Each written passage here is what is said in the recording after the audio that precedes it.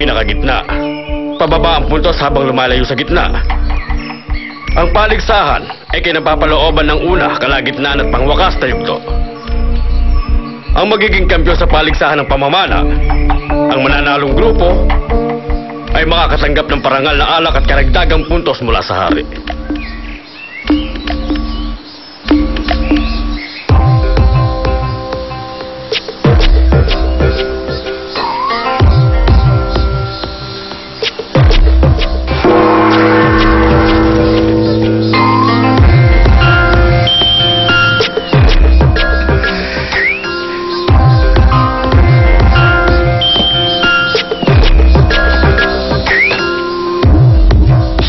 Tatanghaling kampyon sa balisahan ng pamamana?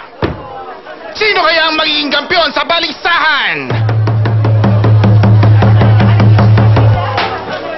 Taas! Kailangan niyong ilagay ang salitang taas sa grupong sa tingin niyong naniniwala kayong mataas ang pag-asa nilang manalo. Basta titikit niyo lang ang salitang taas. Naiintindihan niyo ba? Pupusta ako sa ikalawang kwarto.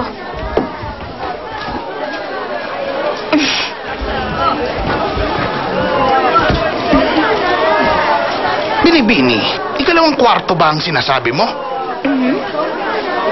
Pinakikilala? Ang grupong ikalawang kwarto!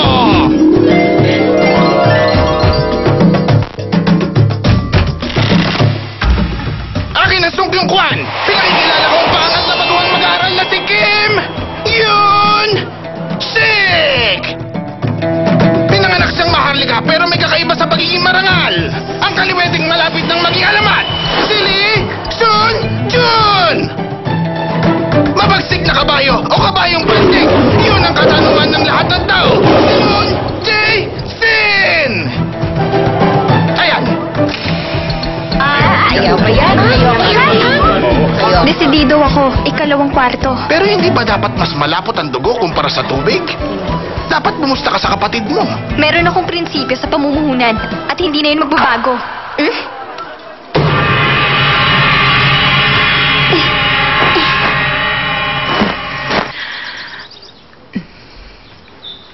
Ngayon, tingnan natin kung si Kim Yun-sik ay tulad ng kanyang ama.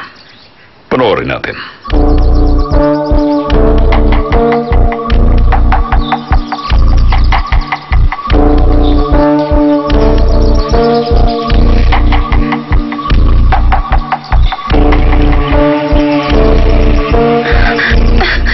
Parang ikaw ang titira ng palaso, ha?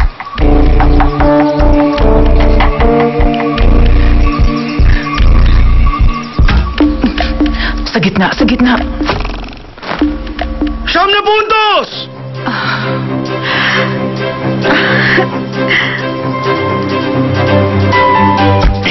Siyam na puntos! Si Byung-chun nakakuha ng 24 na puntos! Siyam na puntos! Napakagaling! Ang layo ng narating niya. Pero kahit noong pa man, magaling na mamana si Byung-chun. Si Yun-sik tinutukoy ko. Bakit mo naman nasabi yan? Gaano ba siya kagaling, ha? Ilang puntos ba ang makukuha? Ang nakuha ni Kim Yun-sik! 26 na puntos!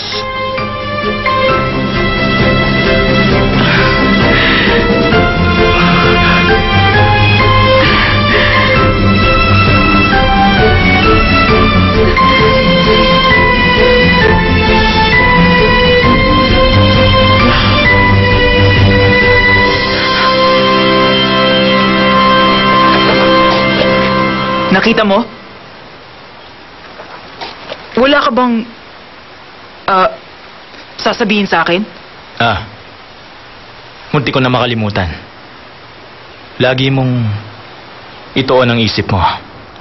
Sa 12 tira mo, kailangan umabot ka sa uli. 3 pa lang ang nagagawa mo. Sa tingin mo, panalo ka na?